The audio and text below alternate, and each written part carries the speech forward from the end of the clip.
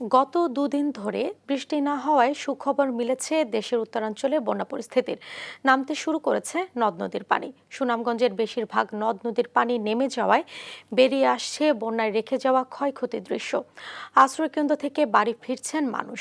এদিকে মৌলভীবাজারের বড়লেখা, জুড়ি, কুলাউড়া, রাজনগর ও সদর উপজেলার বন্যা পরিস্থিতিও উন্নতির দিকে। গত 22 দিন ধরে পানিবন্দী অবস্থায় থেকে অসুস্থ হয়ে পড়েছেন অনেক মানুষ। ধীরগতিতে পানি নামার কারণে জেলার 35টি ইউনিয়নের শত শত ঘরবাড়ি এখনও পানির নিচে। এছাড়া বন্যা কবলিত আরেক জেলা নেত্রকোনায় পরিস্থিতির উন্নতি হয়েছে। আশ্রয়কেন্দ্র থেকে বেশিরভাগ মানুষ বাড়িতে ফিরছে, তবে যাদের ঘরবাড়ি বেশি ক্ষতিগ্রস্ত তারা এখনও রয়ে গেছে।